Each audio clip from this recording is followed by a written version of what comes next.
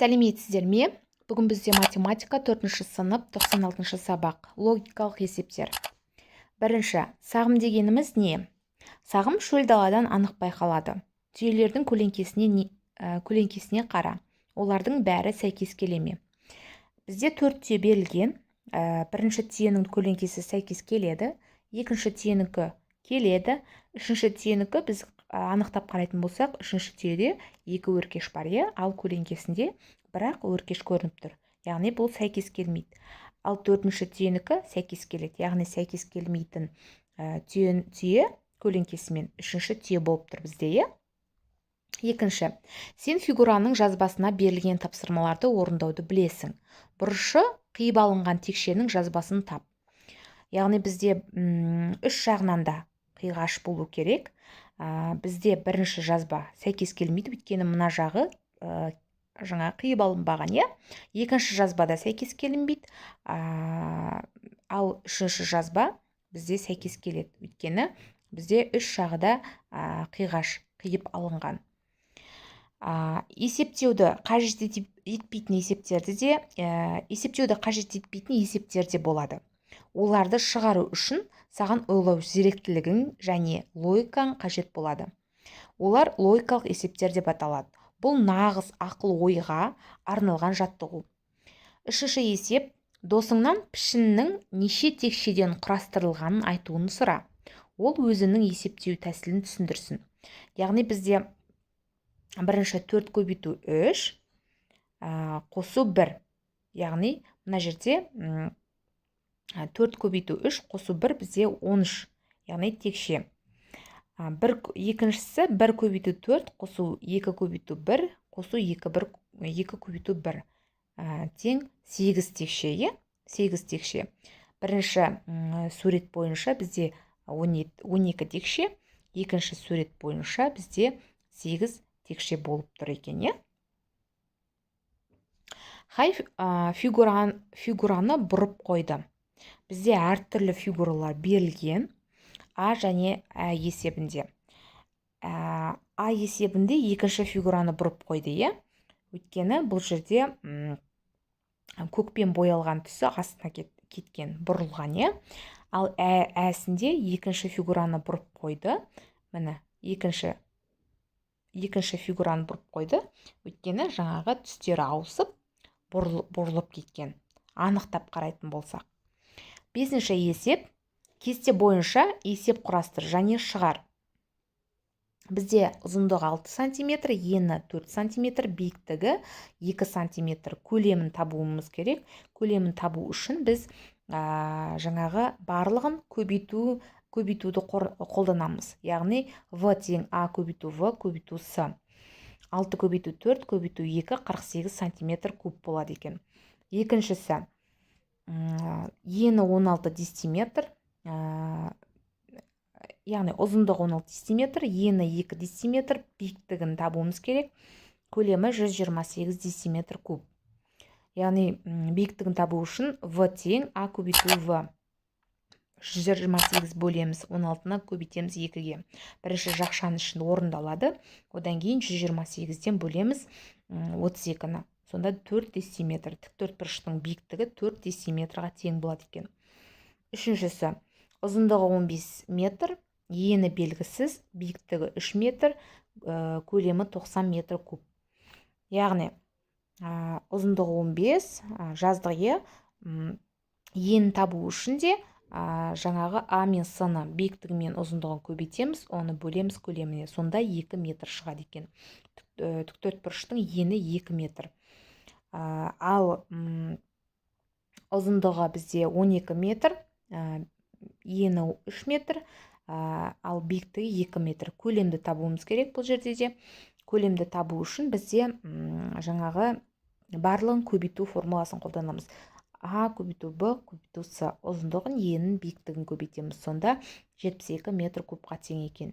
Дәл осы түрде қалған есептерде осы формуланы қолданып шығарамыз. Алтыншы есеп, есепте және тексер. Бізде бөлуге берілген есептер, көп таңбалы сандарды 2 таңбалы санға бөлу. Баған түрінде шығарамыз. Бізде 83600 бөлеміз 76. яғни 83-тен 76-ны бөлгенде 1-ден береміз, 76 өзіне келеді. 83-тен 76-ны азайтқанда 7 болады. 7-ге 6-на келеміз 76, 76-тан 76 бірлет кездеседі. Көбейтеміз, 76-тан 76-ны азайтқанда 0 болады. Қалған 2-0 11-дің артына келеді. Сонда 83.600 бөлеміз 76-ға 1100 болады екен. Дәл осы түрде тексеру үшін 1100-ге 76-ны көбейту арқылы тексереміз. Бізде жауап 83.600 шығады екен. Дәл осы түрде қалған есептерді де шығарамыз. 7-ші тапсырма. Бөлмеге линолеум төсеу үшін жұмысшы бөлмедегі арқалық қойылған жерді қоспай, бөлменің ауданына тең линолеум бөлігін сатып алу тиіс. Бөлменің жалпы ауданы белгісіз, арқалық қойылған жердің ауданы белгісіз, пайдалы аудан белгісіз. Яғни біз табуымыз керек. Яғни бізде бөлменің ұзындығы 9 метр, 9 метр ұзындығы, ені 4 метр,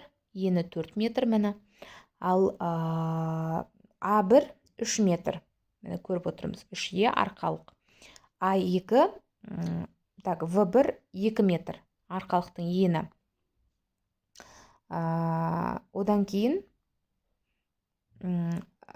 жаңағы ауданымыз белгісіз.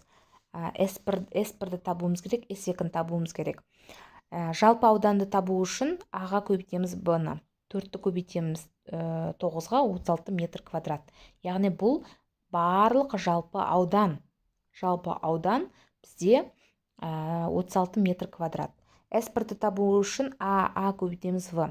3-ті 2-ге көбейтеміз. Яғни арқалық. Бізде арқалық қойған аудан 6 метр квадрат. S2-ні табу үшін S2-міз бізде пайдалы аудан. Пайдалы аудан табу үшін S-тан азайтамыз S1-ді. 36-тан 6-ны азайтқанда 30 метр квадратқа тең болады екен. Бөлменің жалпы ауданы 36 метр квадрат, арқалық қойылған жердің ауданы 6 метр квадрат, пайдалы аудан 30 метр квадратқа тең екен. 8-ші есеп. Ойлан және жауап бер.